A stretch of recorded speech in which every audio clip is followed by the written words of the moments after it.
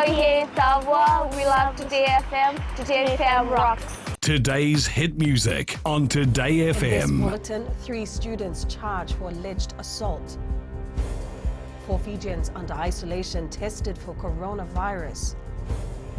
And Water Authority claims pumps sabotaged. From the studios of FBC Suva, Ateva Lendua. 3 juveniles have been charged in relation to an alleged assault posted on social media. 2 of the accused are 17-year-old former RKS students, while the third accused is a 15-year-old former student of the school. The 3 have been charged with assault causing actual bodily harm and will appear in the Singatoka Magistrates Court today. Investigation continues as there is a 4th suspect yet to be questioned.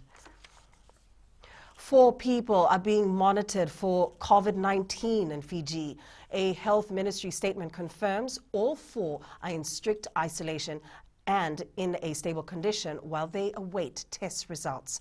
A 15-month-old girl developed respiratory symptoms in Suva yesterday after arriving from the United States on Tuesday, and a 37-year-old Fijian woman returning from a trip to Italy was flagged at Nadi Airport yesterday.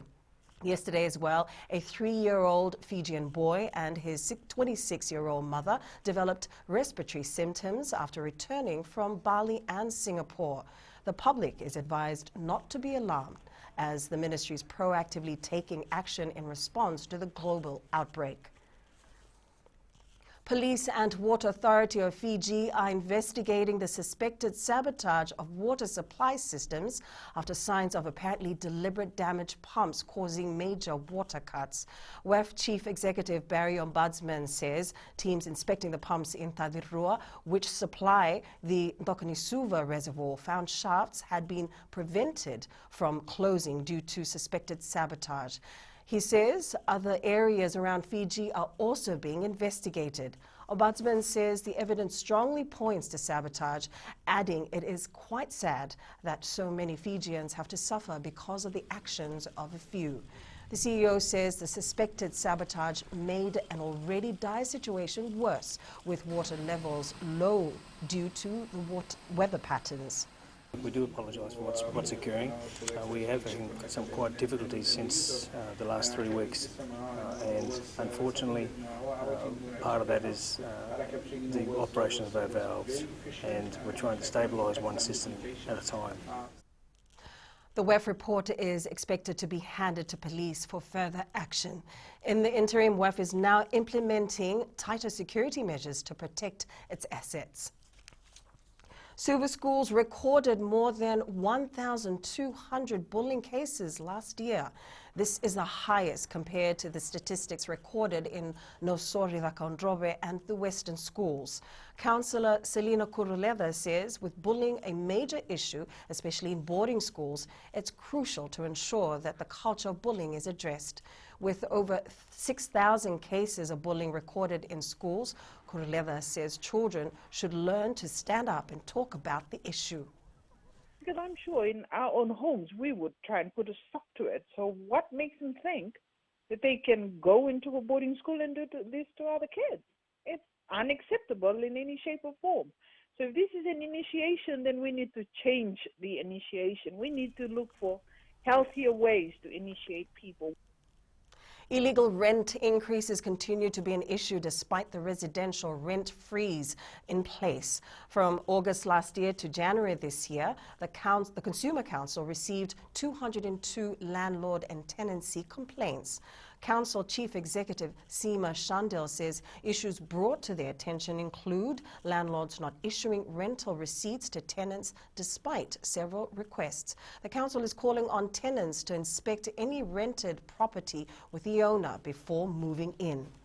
Sometimes if they have not given the 30 days eviction notice, what they do is they disconnect the utilities, which is electricity and water, and which is illegal. The Fiji Roads Authority are now going after motorists causing damage to road infrastructure. This comes after damage along the new 4-lane section of the Kings Highway from the Rewa Bridge to Nakasi. FRA Chief Executive Jonathan Moore says motorists who cause damage to new road infrastructure will be fined. Moore adds if they fail to pay the FRA, further legal action will then be taken. Right now I think we've got 7 cases at the moment being processed. The average cost of damage is around about $7,000 or $8,000 per incident. So when you look at the number of incidents on that section of road alone, that's a significant amount of money. The Agriculture Ministry is working towards reducing the volume of meat imported into the country. Agriculture Minister Dr. Mahendra Reddy says there is an opportunity for farmers here to farm more livestock. While handing out fencing supplies yesterday in Singatoka, Dr. Reddy said approximately 99% of lamb is imported. We can grow most of the lamb, sheep here and get lamb meat. We want to raise livestock production. A large segment of the population is consuming livestock products, and because of that, it is putting pressure on our foreign reserve because we're importing a lot of meat products. The Bank of the South Pacific says it will take all necessary steps to protect its business. The bank has spoken out in light of the industrial threat from Fiji Bank and Finance Sector Employees Union National Secretary Sailesh Naidu after a deadlock in negotiations.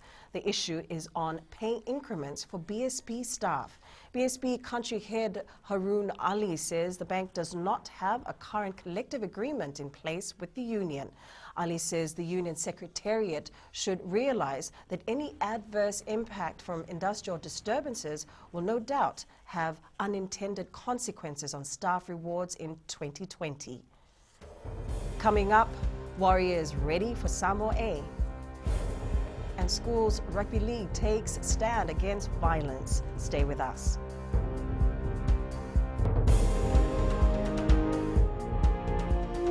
Bula FM, number 2 NSR. Bula FM, number 2 NSR.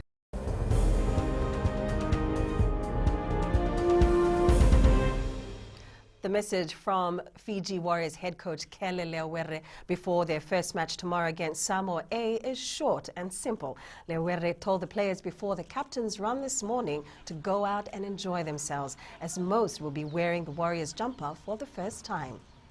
You know, you're looking at the future of Fiji rugby, and in 4 years' time, you might see these boys run out on the paddock on that World Cup, and to come and see them firsthand here. It's important, 4 years down the road, they say I was there at the PLC in 2020, and that's where I saw that boy, and now he's playing in the World Cup. The Fiji National Rugby League has taken a stand against violence and any form of abuse in their local competitions. FNRL Acting Chief Executive Officer Don Natambe raised this in light of a recent viral video on social media showing students involved in a brutal beating. Natambe says schools that condone such behavior will be penalized during the Secondary Schools League competition.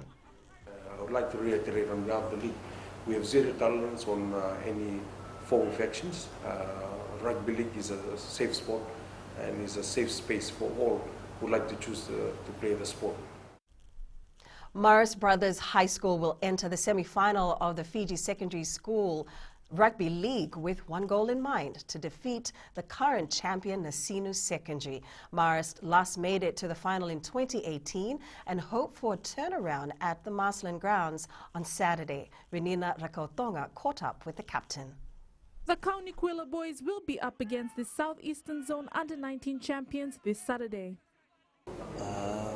For this week, we're just working on two things. It's working on defense and discipline. That's all. We can win over Nasinu, just to work on the discipline and defense. Nasinu Secondary, on the other hand, will stick to its game plan, which has brought them victory in the past few games. Their game last week was good and they are big players, so this week we will try and prepare so we may be able to win through to the finals. We don't have a change in the game plan. We want to use the same strategy we have been using to work together and communicate.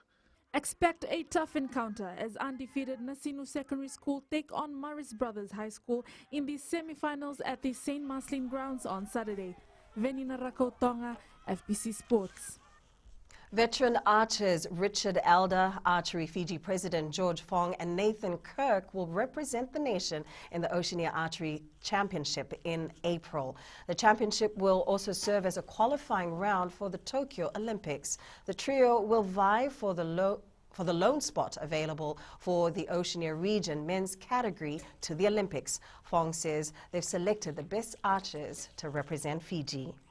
We're looking at archers who could be competitive at the highest levels in this elite tournament. This is our continental game, so we're expecting the best results.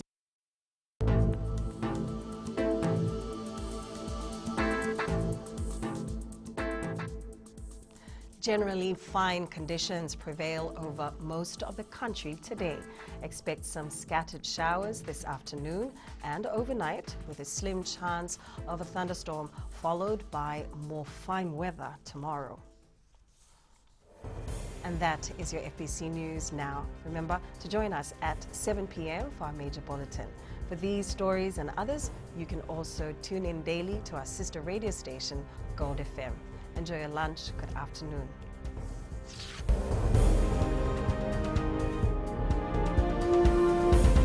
Bula FM Bula FM number 2 NSR.